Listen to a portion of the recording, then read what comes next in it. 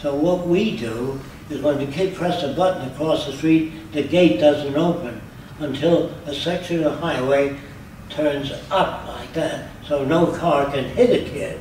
That's to say, I care, we care. But just saying, drive safely, say no to drugs, all that's verbal horseshit. The real thing is doing something about it.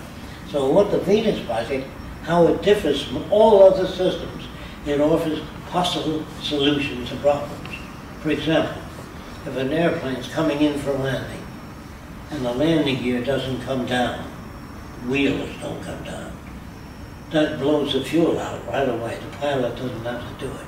It's connected. It's the fuel that causes most deaths in crashes, not the airplane crash. When the fuel goes over the engine, it explodes, and people die of burns. So we blow the fuel out. But say the plane lands, but the brakes fail.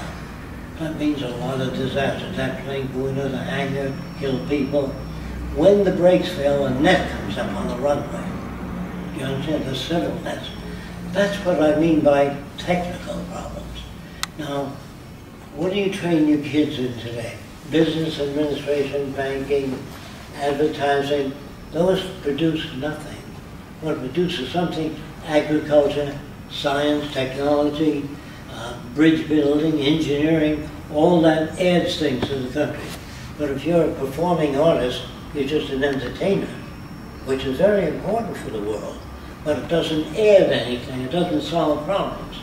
If you build 7 or 10 aircraft carriers and 300 submarines that cost over $1 billion each, they can't add anything to the world. Each submarine in America has 300. Each submarine has more destructive power than all the world's wars combined. So what are you going to win with that? A burnt-out, radioactive world? They don't think. The Bureau of Army Operations, the Pentagon, are comprised of people that really, honestly believe they're defending the country. The only real defense is to bridge the difference between nations. To go to other countries, ask them to join with us. Once they join with us, we don't need armies and navies, because there's no more territorial lines that prevent people from joining together. He has a whole list of questions, so... No, okay. we don't have... We explored the main question. Oh, okay, good. Go ahead. Keep it I want to give you the guts of how the system works. I don't want... Really, people do ask questions, but they don't ask the right questions. The right question is who makes the decisions in the future? Is it democratic, technocratic? Is it technical people? No. Nobody makes decisions. They arrive at them. Now that means that you take samples of the soil from all over the world, bring it to agricultural departments. There they analyze the soil. And by the contents of the soil, they tell you it's best to grow beets for 3 years, then sugarcane. See, whatever it is that they found, this is not an opinion, this is a finding. Like in the aircraft industry, when we figured that the wings can carry so much weight per square foot, we still pile sandbags on the wing and break it off. And if it holds up to that calculation, it's correct. Then they pull the airplane 30 feet up off the ground and cut the cord and drop it to see if the landing gear holds up. I love that system because it's free of opinion. What do you think? What do you think? That was good 100 years ago. Today, we need technology to arrive at, not make decisions. Do you understand the difference now? We arrive at decisions. But say, well, is Fresco in charge? No, he's not. He's not in charge of anything. He may make the first city. That first city might work much better than present cities. However, that city will be a straitjacket to the kids of the future. They'll design their own cities. If you make a statue of me, put it in the city, that holds things back. There are no great men, no leaders in the future. They're just people working on the world. All these so-called great men, geniuses, arrived at their conclusions on the backs of other people. Like the people that came to America brought, some of them brought the printing press, some of them brought the language, England, butched English we speak in America. And in different parts of America we speak a different dialect. The most important thing about the Venus Project is not to get mad at anybody. Now, if you understand what I'm saying, if you were raised by the headhunters of the Amazon as a baby, never saw anything, you'd be a headhunter. And I said, doesn't it bother you to have 5 shrunken heads? He says, yes, my brother has 20. Is he bad? No. He reflects his culture. If you were brought up as a baby in Nazi Germany, all you see is Heil Hitler, Deutschland über alles. He becomes a Nazi soldier.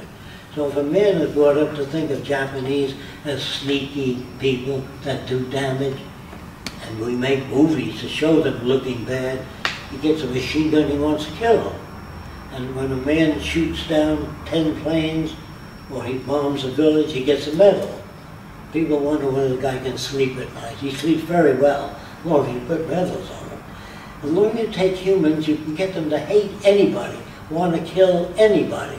If you look up the record of humanity, the religious people that believed in one God, and then was the religious people who believed in 10 gods. The God of war, the God of vegetation, the God of love. And when one guy came to town and said there's only one God, he created trouble in that community. So they killed him. But long before they crucified Christ, they killed thousands of other people. In Massachusetts, Salem, Massachusetts, in America, we used to burn witches alive. You know that? But here's what you didn't know. For every witch you found, you inherited their bank account and their land. So it gives you a real reason to want to find some more witches. So when I say America's no good, France is no good, Germany is no good, as they are today, people are not civilized yet. If we were civilized, there'd be no wars, no poverty, no hunger. If you don't understand that, if you took the money of World War II, I'm not talking about the airplanes and the ships and the submarines, I'm talking about the cost of blasting France, flattening out Germany, the cost of all that damage could have housed everyone on Earth, send every kid to college, build hospitals all over the world.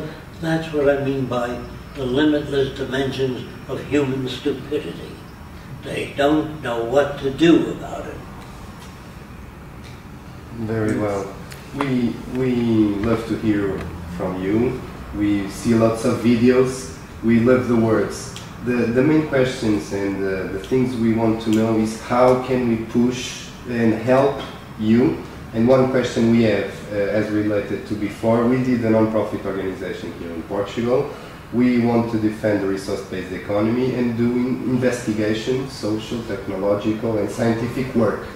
And as I can see, you told me that is correct, so that we gather money to fund our projects. I would ask if we can go further, like using profits organization to try to make that scientific change. So, in summary, is how can we help? The word, we have it. We accept everything you say, not as a dogma, but we understand, because they are solutions, they are logical answers to technical problems. The main question is how can we help, and if we use every resource we have, even if a company wants to donate $1,000, we would accept it and use it on our projects. It's basically the final edge of the Venus project and your work of several years is how can we help in circumstances. Yeah, no, make realize we do it. We do it every day. We do activist work. We go with a megaphone. We have words written. We do that everything. We talk to our mothers, our sisters, our fathers, everyone. My kid is down there. He's then the 3 years old. He's going to see you on Saturday tomorrow. The question is, more than that, how can we help make the transition in this world? Okay. We think that if I go to different countries, at the most I lecture to 500 people at a time. And I tell them, they're all enthused, they all love it. But if you do nothing, nothing will happen. When you leave the meeting, you must talk to people. However, there's a better method called movies. And if we can make a major motion picture showing how we get from here to there, to the movie, and show what it will mean to the average person, their lifestyle, their family life,